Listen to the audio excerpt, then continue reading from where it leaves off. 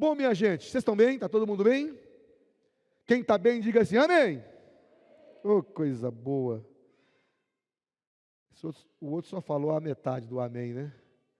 Abra sua Bíblia em Mateus capítulo 14. Vamos ler um texto. Hoje pela manhã, quando nós trazíamos essa palavra, não conseguimos terminá-la, ficamos bem no início dela. Não sei como vai ser aqui agora à noite. Mas, enfim, vamos continuar provavelmente essa ministração. Vamos continuá-la domingo que vem.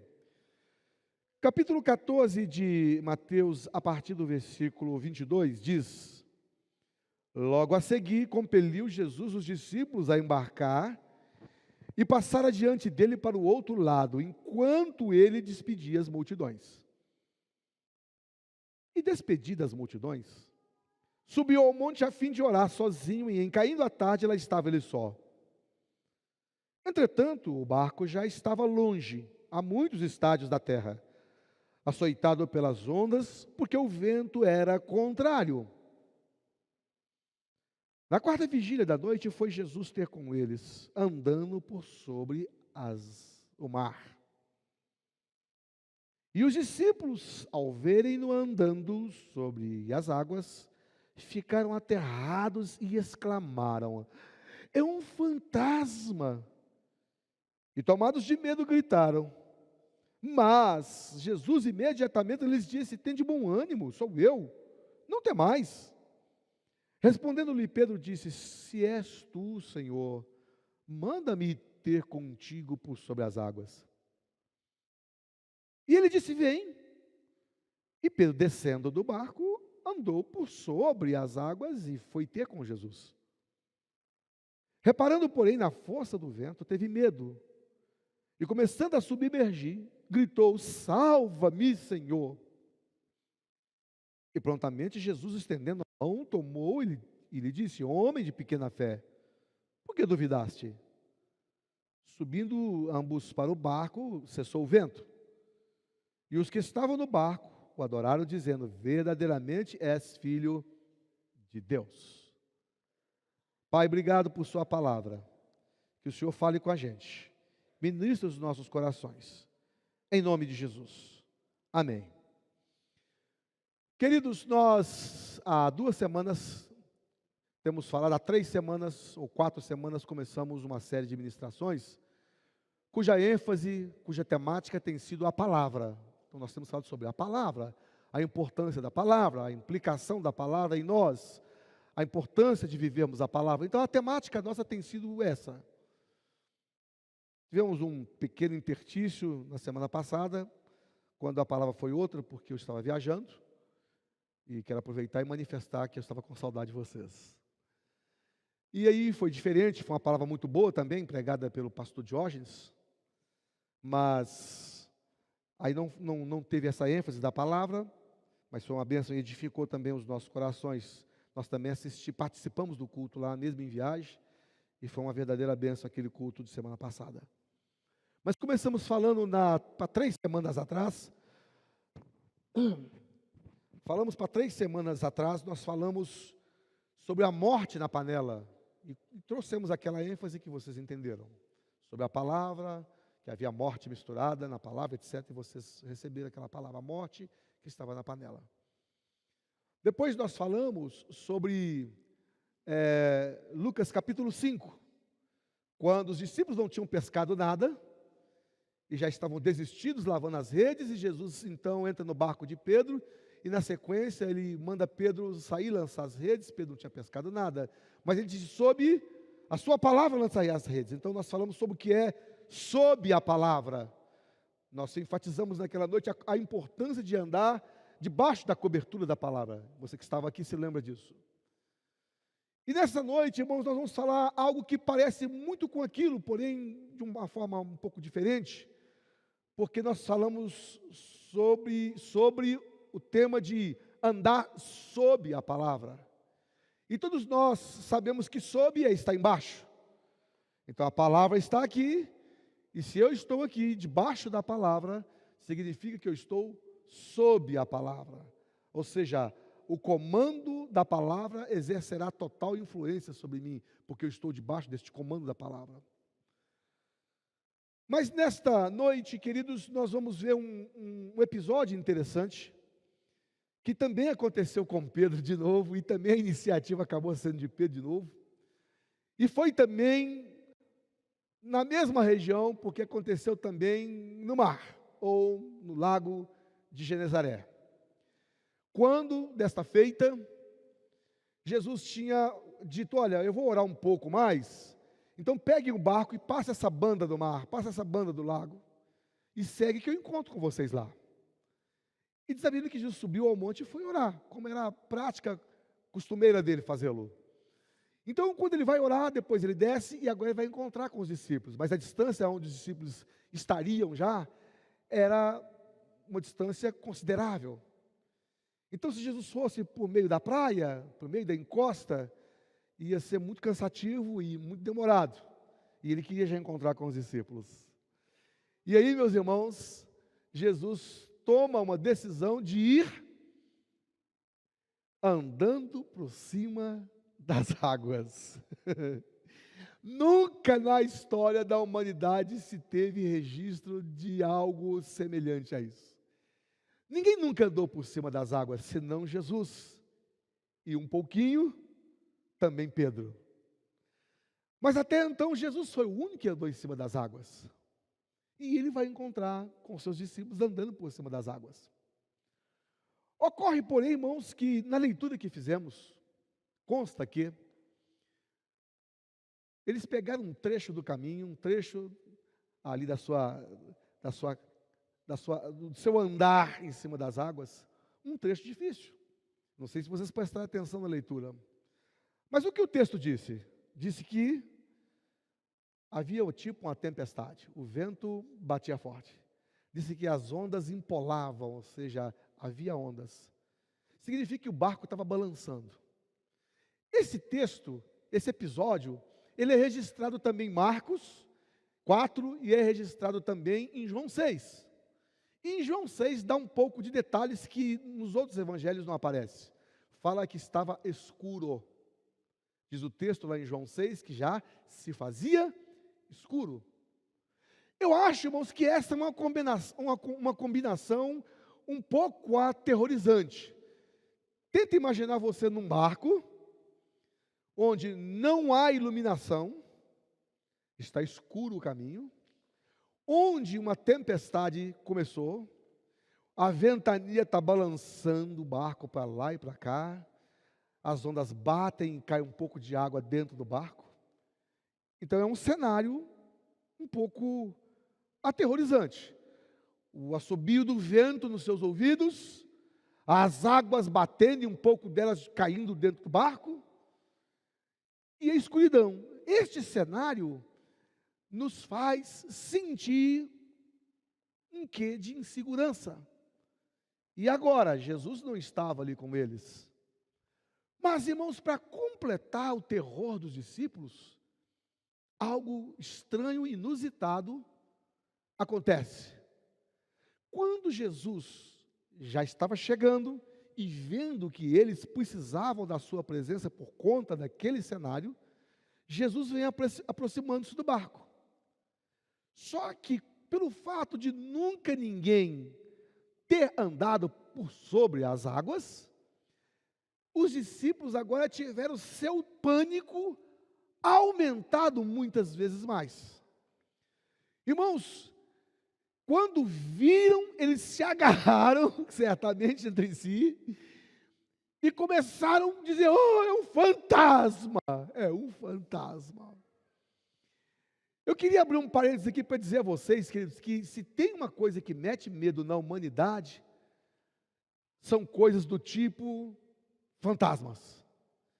É interessante que a pessoa pode ter uma arma, a pessoa pode ser um lutador, pode ser um brutamonte, mas se aparecer alguma coisa que fizer entender aquela pessoa que é um fantasma, ele esquece que ele é faixa preta, ele esquece que está armado, ele esquece que ele é forte, ele esquece de tudo, ele esquece daquela hora. Sabe por quê? Porque se tem uma coisa que mete medo na pessoa, é a ideia de seres sobrenaturais. Imagine você caminhando à noite, tranquilo numa rua, deserta, não tem ninguém. Você já pode se sentir meio inseguro por causa dos homens, né? Não dos mortos, mas dos vivos, né? Porque os mortos não aparecem para a gente. E de repente, você está andando naquela rua deserta. Para e pensa. Se você vira uma pessoa andando na rua, pode ser que isso, à meia-noite, você está andando na rua, você saiu da vigília, e agora você está voltando para casa, e está sozinho ou sozinha. Irmã, se for você vira um homem andando na rua, eu acho que o coração bate um pouco forte. Você fica, ai meu Deus, é um homem passando na rua, não sei quem é esse homem. Se for uma mulher andando na rua, o seu coração não bate tão forte assim. Você fala, é só uma igual a mim mesmo. Se for uma mulher muito mais forte do que você fala, me ajuda, Senhor. Mas se for uma mulher assim, bem fraquinha, mais do que você, fala, não é assim? Então, esses são os tipos de sentimento que você tem. Agora, eu vou mudar o cenário. E se for um esqueletinho andando de bicicleta? Você já imaginou isso? Esqueletinho andando de bicicleta. Ainda passa por você e fala assim, a paz do Senhor. Tem gente que vai cair duro na hora. Os mais fortezinhos aqui da fé vão dizer assim, o Senhor te repreenda, o Senhor te repreenda. Irmão, se tem uma coisa que mete medo nas pessoas, é essa sobrenaturalidade, esse surreal, esse extraordinário, porque nós não estamos acostumados com essas coisas. Agora, para tranquilizar você, eu quero te dizer, não existe fantasma, fica tranquilo.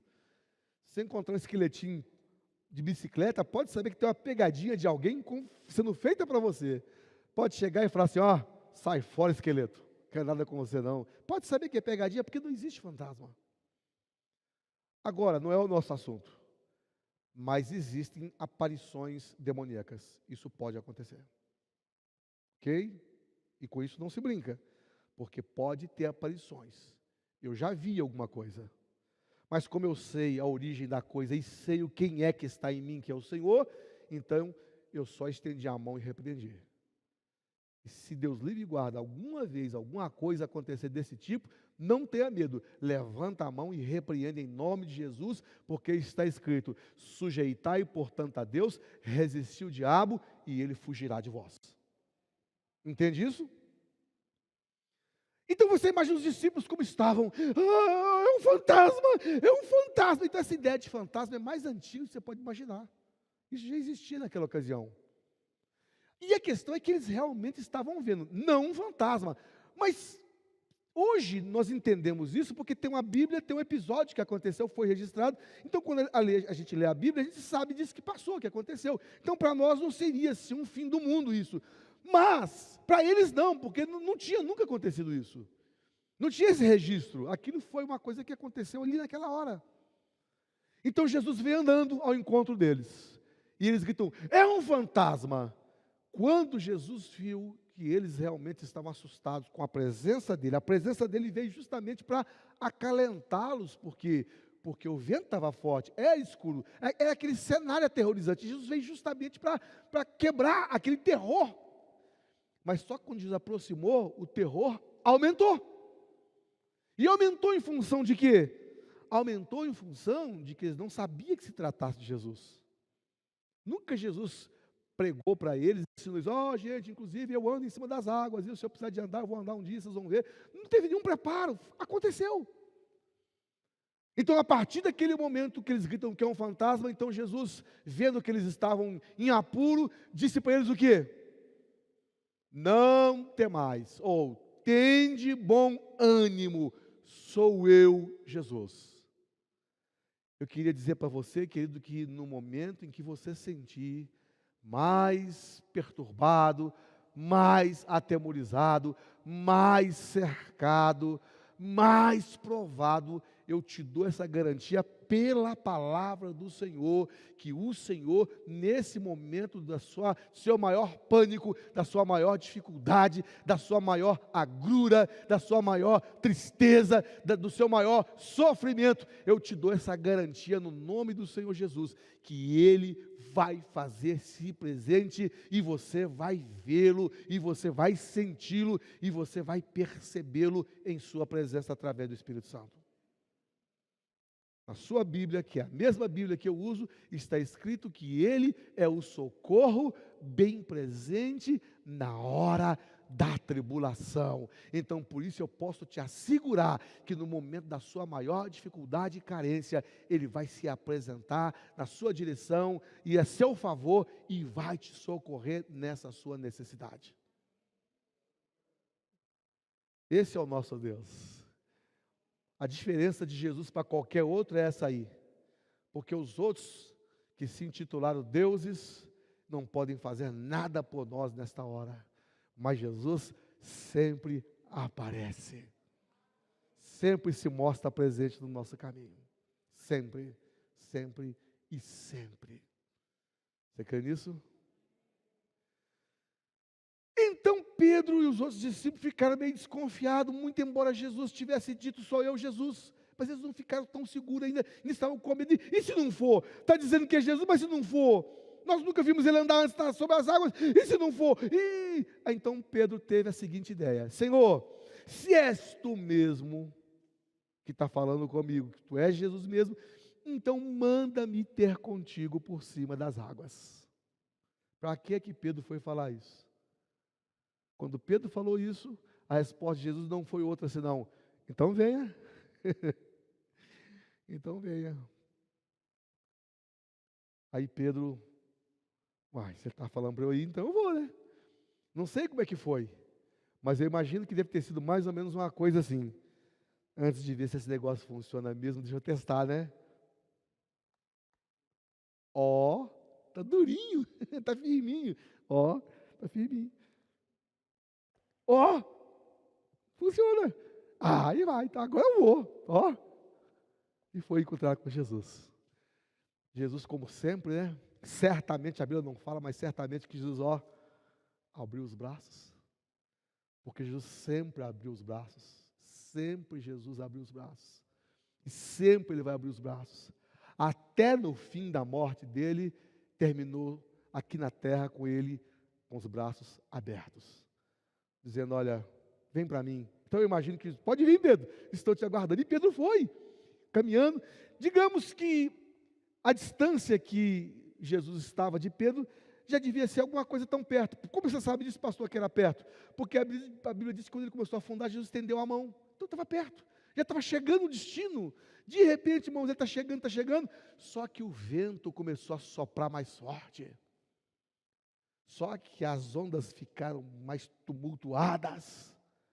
Ele viu que começou a onda a bater nele com mais força, o vento mais forte, e a Bíblia diz que ele reparou na força do vento e teve medo. Quando nós reparamos nas forças circunstanciais, quando nós reparamos nas dificuldades, quando nós colocamos os nossos olhos nas nossas dificuldades, nós temos uma tendência para enfraquecermos a nossa fé. E quando enfraquecemos a nossa fé, estamos perto de nos sucumbirmos em relação a ela. Estamos perto de afundarmos. Por quê? Porque tiramos os olhos do trono de Deus. Quando você tira os olhos do trono e foca e mira nos seus olhos na direção das dificuldades, as dificuldades vão parecer muito maiores. É preciso que você foque no trono de Deus.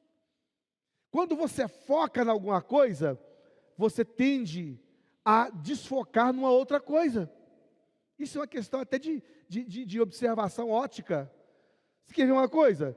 Estenda a sua mão assim, faz a experiência, faz assim. Tenta colocar a sua mão assim e faz como referência eu aqui na frente. Olha, eu tenho certeza que você não consegue olhar a sua mão e eu com o mesmo foco. Alguém aqui está embaçado. Consegue ver isso? Olha para mim, você tem que olhar para mim. A referência aqui, olha para mim. Olha assim, a sua mão, primeiro foca na sua mão. Você vai ver que eu fiquei embaçado. Consegue ver isso aí? Consegue ver? Agora faz diferente, foca em mim. Esquece a mão. Você vai ver que a sua mão ficou embaçada. Confere isso aí? Consegue ver? Porque você não vai conseguir focar as duas coisas ao mesmo tempo. O que você focar vai ficar nítido. E a outra parte vai ficar desfocada, mesmo estando próxima. Então, você não vai conseguir focar as dificuldades da sua vida e ao mesmo tempo o trono de Deus. Ou você foca o trono de Deus, ou você foca as dificuldades. Se você focar o trono de Deus, as dificuldades vão ficar embaçadas, vão ficar desfocadas. Mas se você focar as dificuldades, o trono de Deus vai ficar embaçado, você não vai conseguir ver o trono de Deus com nitidez. Não tem como você reparar na força do vento e conseguir continuar olhando para Jesus. Ou o vento vai te chamar a atenção, ou Jesus vai te chamar a atenção. Então, nesta noite, o que é que te chama a atenção? É o Senhor ou as dificuldades que você está passando? É o trono de Deus ou são as dificuldades que você está passando? É o vento à sua volta? São as ondas batendo? Ou é o Senhor de braços abertos dizendo, venha, continua vindo? Quando Pedro estava olhando, mirando para Jesus, ele estava focado nele e socou as ondas. É como se ele nem se lembrasse das ondas mais. Mas quando o vento soprou mais forte, ele lembrou, eu estou andando em cima das águas. Ninguém nunca andou em cima das águas. Oh meu Deus, o que eu estou fazendo em cima das águas? Ele afundou. E quando ele afundou, deu ainda tempo dele gritar para o socorro. Ele disse, socorre-me, Senhor! E Jesus, como estava perto, puxou pela mão, e aí aconteceu? Deu nele uma repreensão, homem de pequena fé, porque você está duvidando, rapaz, vamos voltar para o barco, e os dois agora voltaram caminhando, e foram para o barco. Nessa noite eu não sei em que direção você olha, em que direção você foca, mas foque no trono de Deus, porque o trono de Deus tem todos os recursos inesgotavelmente preparados para você. O que você precisa está no trono do Senhor. A única coisa que eu quero enfatizar para você nessa noite é que você não pode deixar de se relacionar com a palavra. Então, se na pesca maravilhosa, lá de Lucas 5 que falamos, Pedro disse, sob a tua palavra lançarei as redes, então eu quero dizer nessa noite que agora nós não vamos falar do sob, vamos falar do sobre. Então agora, é isso aqui. E o que é sobre? Por que sobre? Porque você não constrói uma casa debaixo do alicerce. Você constrói uma casa por cima do alicerce. Quando você lê lá em Mateus 7, versículo 24 em diante, 24 a 27, você vai ver Jesus dando uma ilustração de que dois homens decidiram construir uma casa. Um que estava com muita pressa, e esse um que estava com muita pressa ganhou o nome de insensato. E o outro que estava mais tranquilo, com segurança. Um primava pela segurança, o outro talvez pela economia e rapidez. O que primava pela segurança, decidiu escolher um terreno, um lugar sólido, ou seja, sob uma rocha. Ele disse, vou construir aqui, porque aqui eu sei que a minha casa não vai cair, jamais. E o outro, quem sabe por questões econômicas ou questões de praticidade, eu quero rápido, quero entrar para essa casa logo, não quero demora, ele decidiu construir a sua casa sobre um terreno arenoso, onde não tinha nenhuma condição de solidez e segurança, mas ele estava com pressa. Sabe aquele negócio? Comigo isso não acontece não. Muita gente embarca em canoa furada justamente por causa desse pensamento. Não, as coisas acontecem comigo, mas comigo isso não acontece. Então nós temos que tomar cuidado com isso. Então certamente que esse homem deve ter pensado assim, e construiu sobre a areia, o outro construiu sobre a rocha. Vieram tempestades, vento forte, muita chuva, e uma das casas caiu, e a outra permaneceu de pé. E Jesus disse que aquele cuja casa caiu porque estava sem estrutura. Ele não construiu sobre uma estrutura sólida. Ele construiu sobre uma estrutura móvel, abalável, sem condições de sustentação. Mas o outro ganhou o nome de prudente, porque construiu sobre a rocha e também bateram os ventos, etc., e a casa dele permaneceu. Conclusão: a que Jesus associou isso quando ele contou essa parábola? Ele tinha um fim, quando ele contou aquela parábola, ele tinha um fim específico. Ao que ele estava associando toda essa ilustração? Se você quiser, pode conferir na sua Bíblia. Se não, ouça o que eu vou dizer. Ele estava associando a quem ouve e guarda a sua palavra. Ele disse: ao homem que ouve e guarda a minha palavra, será comparado a um homem que construiu uma casa sobre a rocha. E de igual modo, ele disse o homem que é insensato, que é o homem que não ouve, o homem que não guarda a palavra. Então nós precisamos edificar nossas vidas, a nossa casa, o nosso coração, a nossa espiritualidade, irmãos, em cima de terreno sólido. Por isso, nessa noite, a ênfase é sobre.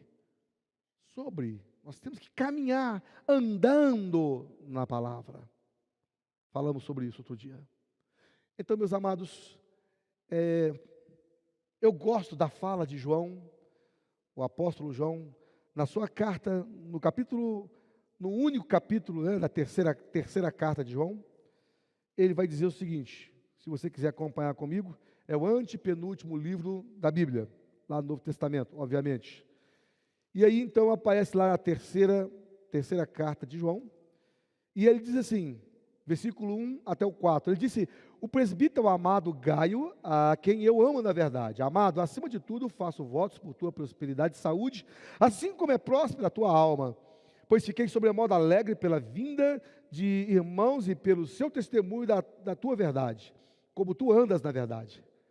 Não tenho maior alegria do que esta, a de ouvir que meus filhos andam na verdade.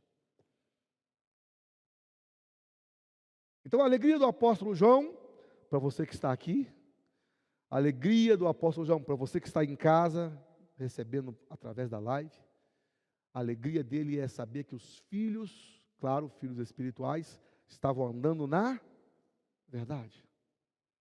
E o que é a verdade? Conhecereis a verdade, e a verdade vos libertará. Então a verdade nada mais é do que a palavra de Deus. Ela é a verdade. Não tem como você andar na verdade e não dar certo na sua vida, as coisas não darem certo. Não tem como. Não tem como você andar na verdade e ser mal sucedido, não tem como. Não tem como você andar na verdade e errar o caminho. Porque quando se anda na verdade, a verdade guiará o seu caminho no lugar certo.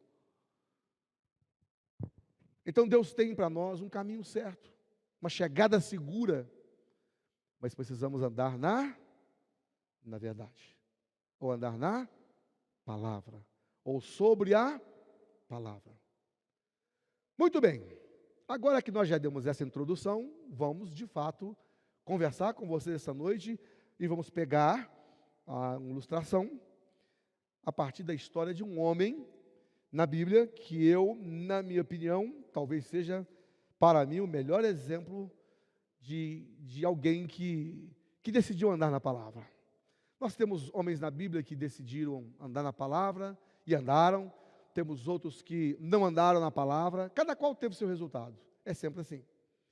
Mas, queridos, esse personagem bíblico, eu tive o entendimento que ele, para nós, vai nos ensinar muitas coisas, porque ele decidiu andar na palavra e tinha um destino que o aguardava. Mas eu acho interessante também observar nele, que apesar de que ele andou na palavra, teve alguns momentos que ele se atropelou com isso. Teve alguns momentos que ele tropeçou. Homens de Deus também tropeçam. Mulheres de Deus também tropeçam. E ele tropeçou algumas vezes. Mas era uma pessoa que tinha um coração na palavra. Então, às vezes que tropeçava, ele se recompunha e retomava a caminhada. Eu acho que você já deve ter ideia de que eu estou falando. Está em Gênesis capítulo 12. Começa a sua história ali. Nós estamos falando do nosso pai na fé, quem é o nosso pai na fé? Abraão. Abraão, nosso pai na fé. Abraão é o precursor da nação judaica. Nação judaica só existe por conta de Abraão que existiu. Ele é o pai dessa nação. Mas interessante que nós vamos ver que Deus levantou esse homem não foi só para criar uma nação e abençoar uma nação. A Bíblia diz que este homem também foi levantado para abençoar toda a terra. Toda a terra. Vamos ver isso aqui agora? Abraão foi chamado para ser o semeador da fé em nossos corações, mas ele foi chamado para abençoar todas as nações da terra. Olha comigo aqui no capítulo 12 de Gênesis. Ora, disse o Senhor a Abraão: sai da tua terra e da tua parentela e da casa de teu pai, e vai para a terra que te mostrarei. De ti farei uma grande nação, e te abençoarei, e te engrandecerei o nome. Sê tu uma bênção. Abençoarei os que te abençoarem, amaldiçoarei os que te amaldiçoarem. Em ti serão benditas todas as famílias da terra. Então, Deus levantou Abraão para abençoar quais famílias? Todas as famílias da terra. E você pode perguntar assim, mas Abraão não é o precursor dos judeus e, portanto, por conseguinte, do judaísmo? Eu não faço parte do judaísmo, eu sou do cristianismo. Ok, isso é verdade, nós somos oriundos do cristianismo. Mas quem era Jesus, o Cristo? Quem era Jesus? Jesus era um judeu. E para que Jesus fosse um judeu, tinha que ter uma nação judaica. Logo, Abraão foi a matriz terrenal de Jesus, no que diz respeito a ser judeu. Sabemos que Jesus, antes de ser Jesus, ele era o Logos, ele era a palavra. Mas aqui na terra, enquanto Jesus, ele também é descendente de Abraão. Então, se Jesus hoje abençoa toda a terra, por meio do cristianismo, se Jesus, com a sua presença, ele abençoa toda a terra, de onde surgiu Jesus? Logo, ele é uma ramificação, ele é um ramo que veio de Abraão. Então, nesse sentido, Abraão foi chamado para abençoar toda a terra. Vocês conseguem entender isso? Amém? Bom, sendo assim, nós vamos entender que Abraão, ele veio de um povo que era idólatra. Abraão fazia parte de um povo idólatra. A região de onde Abraão surgiu era a região mesopotâmica. Então, Abraão era judeu. Como judeu, se não existia ainda nem a nação judaica? Então, Abraão era uma pessoa que Deus decidiu escolher. Por que ele escolheu Abraão? Eu não sei. Porque ele quis escolher. Até hoje eu não sei porque que Deus me escolheu. Então, como que eu vou saber por que ele escolheu Abraão? E escolheu então Abraão. E chamou Abraão da região do Ur dos Caldeus, que era uma região onde havia assim, uma idolatria terrível. E ele chamou Abraão, e mais adiante ele reforça esse chamado em Abraão, e aqui esse reforço acontece. E ele disse assim: sai da sua terra e da sua parentela, e vai para uma terra que eu vou te mostrar. Então a nossa história começa assim, meus irmãos. Ele decidiu andar sobre a palavra. Agora, preste atenção comigo numa coisa. Você não acha assim uma coisa assim até mesmo muito doida, não? É meio doida essa coisa. Você sai para um lugar que você não conhece? Hoje tem hora que a gente põe um GPS lá no carro para nos direcionar. Até com o GPS, às vezes, costumamos errar. Naquela época não tinha GPS, não tinha bússola, não tinha nada. E o pior, não tinha endereço. Imagine você que eu te desse uma incumbência: irmão, eu preciso que você preste um serviço para mim. Eu preciso que você vá para um lugar para cumprir uma missão.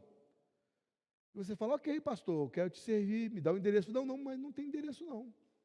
Mas se o senhor não me der o endereço, como que eu vou chegar lá? Não, você vai caminhando. Você vai caminhando que em algum momento esse endereço vai aparecer. Irmãos, isso é coisa de meio de gente doida, não?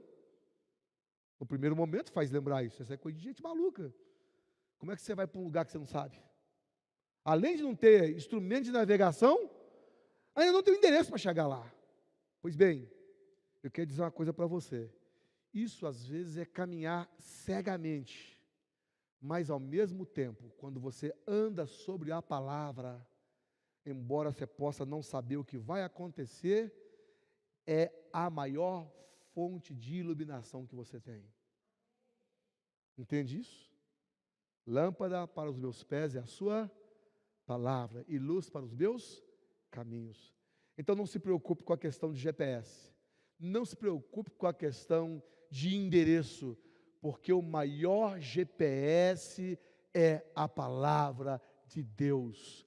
A Bíblia te dá o endereço para onde você precisa chegar e te dá a forma como você chegar e te instrumentaliza de como você chegar. O que você precisa, irmão e irmã, é ter dentro de você fundamentada a palavra de Deus, porque ela não vai levar ninguém para o lugar errado.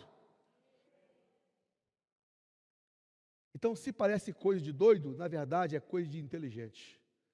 Porque quem anda na direção de Deus não é maluco. Quem anda na direção de Deus é sábio e inteligente. Quando Abraão recebe aquela palavra, dizendo para ele: sai da sua terra e da sua parentela e vai para um lugar que eu vou te mostrar. Claro que tem que ter fé para isso. Quem não acredita, quem não crê, não vai conseguir andar nisso. Coisa de Deus ainda vai mostrar? Sim, Ele vai mostrar. Então, eu queria que você fosse para o versículo 4 comigo, que diz assim: partiu, pois, Abrão, como lhe ordenara o Senhor. Paremos aqui. Partiu Abraão, pois, como lhe ordenara o Senhor. Isso significa o quê? Que Abraão decidiu andar sobre a palavra. Ele não fez mimimi aqui com Deus, ele não fez enhenhenhen aqui com Deus, ele não fez, Senhor, eu... Não, ele simplesmente quis a palavra, ele partiu. Partiu. Isso significa, queridos, que ele anuiu a ideia divina, ele tomou posse daquela palavra e decidiu andar nela. Queridos, eu quero, nessa noite, dizer para você que se você decidir andar na palavra, Deus vai fazer seu caminho bem sucedido. Como ele disse para Josué e como está escrito no Salmo 1, então farás prosperar o teu caminho. Ele disse, lá em Josué 1:8, ele disse, medita nessa palavra de dia e de noite, e então serás bem-sucedido, ou fará prosperar o seu caminho. As nossas derrotas, irmãos, não acontecem em nós por conta do inimigo ser forte. Não, esquece o inimigo, esquece a força do inimigo. O problema não está na força do inimigo que se levanta, que se arroja contra nós, e por isso somos derrotados. Nós somos derrotados, irmãos, porque não andamos na palavra. Porque não andamos na palavra. Tiago capítulo 4, versículo 7 diz, sujeitai portanto a Deus, resisti ao diabo e ele fugirá de vós. Se você quiser que ele fuja de você, sujeite-se a Deus. E como é que você se sujeita a Deus? Andando sobre a palavra. Quer que o inimigo bata em retirada? Ande na palavra. Como foi que Jesus venceu ele no monte da tentação? Vencendo ele pela palavra. Mas está escrito, e diz a palavra que o diabo foi e o deixou por um tempo. É interessante que essa narrativa de Mateus 4 e também Lucas 4, então, diz que depois vieram os anjos e serviram a Jesus. Imagina se Jesus tivesse caído na artimanha do inimigo, quando o inimigo disse assim, se tu és filho de Deus, diga a essas pedras que transformam em pães. Jesus estava com fome, 40 dias sem comer. Era uma boa oportunidade, aspas, uma boa oportunidade para provar para o inimigo que ele era Jesus. Primeiro, porque ele estava com fome. E segundo, porque o inimigo tentou mexer com o brio dele. Se você é filho de Deus, ele sabia que ele era filho de Deus, tentou mexer com o brio dele. Então, por questões de, peraí, você mexeu com o meu brio, eu vou te provar que eu sou Jesus. Eu vou transformar as pedras em pães. Então, se Jesus tivesse feito aquilo, ele teria dado teria feito atendido o inimigo numa tentativa de querer provar e mexeu no brio dele, e ele teria comido aqueles pães, talvez. Mas, irmãos, graças a Deus que Jesus nunca andou na pressão. Jesus andava sobre a palavra. E quando ele respondeu ao inimigo, ele simplesmente disse, mas está escrito, nem só de pão viverá o homem, mas de toda a palavra que procede da boca de Deus. E vencida aquela tentação, os anjos desceram e serviram um banquete para ele. É claro que Jesus sempre teve juízo, sabia quem ele era e não ia atender aquela proposta indecorosa do inimigo. Mas se ele tivesse atendido, muito que ele comeria era pães que foram transformados pelas pedras. Mas como ele não atendeu o inimigo, os anjos desceram e serviram um banquete para ele. Não era só pão que tinha no banquete. Eu quero dizer uma coisa para você, meu irmão. Se você atender as demandas insinuantes do inimigo contra a sua vida, pode ser até que você coma algum pedaço de pão. Mas se você andar na palavra, Deus tem um banquete preparado para você.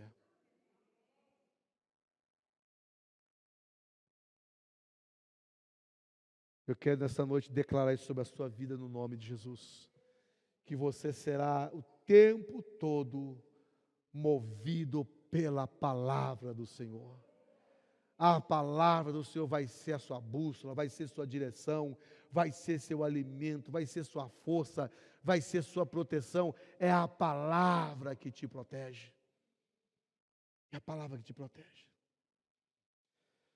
Mas como todo homem de Deus tem as suas dificuldades, Abraão teve uma dificuldade também. Abraão acabou dando uma escorregada na caminhada.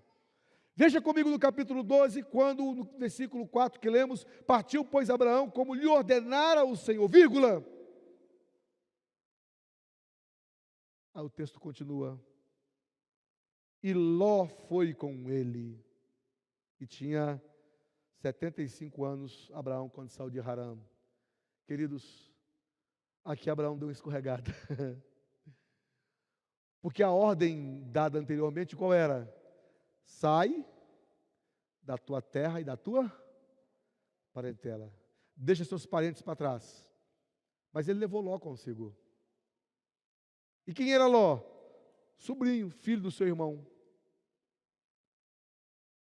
Parece que Ló já tinha se tornado assim. Primeiro que Abraão não tinha filhos. Então parece que Ló foi colocado assim numa consideração de estima, como se fosse um filho de Abraão. E Ló era muito próximo de Abraão dele, então parece que ficou assim como se fosse num lugar de filho. Era sobrinho, mas quem sabe de consideração e estima, como se fosse um filho. Se Deus quisesse que os familiares de Abraão estivessem com ele, Deus não teria dito, sai e deixa seus parentes. Se Deus disse, sai e deixa seus parentes, é porque algo que Deus queria fazer era com ele. Irmãos, tem coisas que Deus vai fazer só com você. Você entende isso, querido irmão e irmã? Tem coisa que Deus separou só para você, não adianta você chamar seu melhor amigo. Devemos sim pregar a palavra para os amigos, para os vizinhos, para os parentes, para os familiares, isso devemos fazer, mas tem algumas coisas específicas que Deus não vai fazer com mais ninguém, Deus vai fazer com você, e se você convidar alguém para fazer parte daquilo, você vai apagar a chama que Deus tinha acesa na sua vida, vai apagar aquela chama. O propósito não vai se cumprir, porque você dividiu com alguém o que não era para ser dividido com alguém. Tem coisa que é só para você. Tem algumas experiências na Bíblia que só aconteceram com uma pessoa, não aconteceu com mais ninguém. Por exemplo, andar na carruagem de fogo foi só para Elias. Mas ninguém andou em carruagem de fogo na Bíblia. Não tem nenhum registro. Ser tomado sem morrer e ser levado para o céu só aconteceu com Enoque. Não tem mais ninguém que aconteceu isso. Se bem que mais na frente, quando Jesus voltar, vai acontecer com a gente também. Mas, se partirmos antes disso, só os vivos que ficarem terão essa experiência. Mas até o presente momento, só aconteceu com Enoque. Então, tem alguma coisa que Deus quer fazer com você, que eu não sei o que é, e nem vou ficar sabendo o que é, e talvez nem possa ficar sabendo o que é, porque é uma coisa específica que Deus vai fazer só com você. Então, meu irmão e minha irmã, você precisa ter o discernimento dessas coisas. Como o nosso tema é andando na palavra, você já viu aqui que Abraão deu uma escorregada. Ele estava andando na palavra, sair da terra para ir para um lugar que Deus vai mostrar, mas faltou com essa questão de parentela, porque ele trouxe consigo Ló. Ó pastor, o que tem? Não era o sobrinho dele? O que tem? Devia ser um menino bonzinho? Qual o problema? Isso não é discriminação, não? Isso não é rejeição falar dessa forma? Não, queridos, não é não. Não é não. Bom, o nome Ló, como todo nome na Bíblia, tem significados importantes. E esses significados nos remetem a algumas reflexões importantes para as nossas vidas. Há alguns nomes na Bíblia, ou a maioria desses nomes na Bíblia, são bons exemplos e ilustrativos para que nós reflitamos acerca de algumas realidades. E o nome Ló não vai fugir dessa realidade. Então o nome Ló, sabe o que significa o nome Ló? O nome Ló tem vários significados. Um significado do nome Ló é embotado.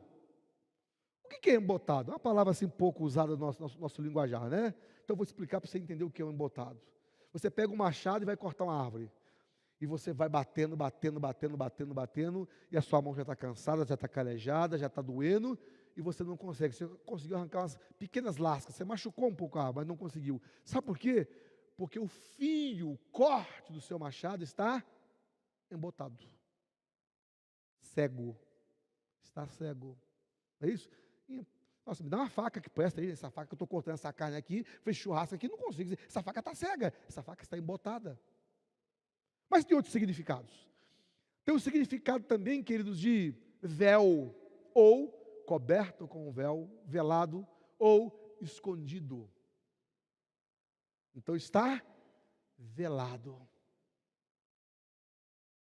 O que é algo que está velado? É algo que está escondido. E quando Abraão leva o Ló, ele está levando algo, ou alguém, velado, escondido. Se você colocar um véu aqui agora, tem certeza absoluta que você não vai enxergar direito mais. Porque o véu, de alguma forma, vai contribuir para tirar a clareza do seu foco visual. O véu não vai te permitir enxergar com nitidez. Se você tivesse um lenço aqui agora, e colocasse esse lenço sobre a sua cabeça, você poderia ver silhueta, você podia ver sinais, movimentos, mas você não vê com clareza, porque está velado, está escondido. Para quem quer caminhar com Deus sobre a palavra, não pode ficar velado. Olha, se Deus disse, vai para uma terra que eu vou te mostrar, como te mostrar se você já sai com um véu? Como você vai enxergar o que Deus tem para você se você já saiu velado? A sua visão, ela está comprometida com alguma coisa que você não está vendo. Você está vendo mais ou menos. E Deus não tem para nenhum de nós mais ou menos. Deus tem uma vereda dos justos, que vai brilhando mais e mais até se tornar dia perfeito. Como diz o salmista, na tua luz nós vemos a luz. Na tua luz nós vemos a luz. Mas Abraão deu uma escorregadazinha que quando ele chama Ló, não era para levar Ló. Eu vou parar aqui, semana que vem eu vou continuar, e vocês vão entender melhor essa questão do Ló, porque mais na frente esse Ló vai aparecer de novo, e nós vamos ver aqui, algumas vezes que o Ló aparece, vocês vão ver que não são em situações boas que ele apareceu, e essas situações, inclusive situações que comprometeram Abraão, algumas coisas trouxeram problemas para Abraão, e aí eu pergunto, por que Abraão teve problema? Porque Ló deu problema. Mas por que Ló deu problema? Porque Ló trouxe Abraão, porque Abraão trouxe Ló. Então, se Abraão teve problema com Ló na caminhada, é porque existia um Ló. Agora, esse Ló existia porque Abraão, com as próprias mãos, o trouxera consigo para a caminhada. Tem problemas nas nossas vidas, queridos, que nós que caçamos. É nós que trazemos os problemas para nós próprios. São compromissos que a gente assume que não podia assumir. São decisões que a gente toma que não era para ser tomada. São faltas de decisões que lá na frente deveria ter sido tomada. Foi sim que nós demos para uma pessoa. Já viu aquele negócio? Puxa vida, eu falei que ia com a pessoa, mas assim, sinceramente, estou sentindo que não posso ir, mas eu falei que ia. Oh meu Deus, por que eu falei que ia? Aí eu falei que ia entrar com ela nesse negócio. Agora está contando comigo, mas eu senti que eu não devo entrar com ela nesse negócio. Mas eu dei a palavra, como é que eu faço agora? Sabe como é que são essas coisas? Eu fui convidado e eu não estava afim de ir. Mas eu falei que eu ia, estão contando comigo, já ligaram confirmando, eu ainda disse de novo, eu não estava com vontade. Tá, eu vou. Para não ficar mal com a pessoa. Irmãos, quantos nãos nós deixamos de dar e que mais tarde esses nãos nos chegaram como uma fatura e nos cobraram como consequência alguma coisa? Sabe por quê? Porque às vezes somos motivados ou pressionados por circunstâncias, pressionados por pessoas, pressionados por situações. Não sei como foi o caso de Ló, Abraão.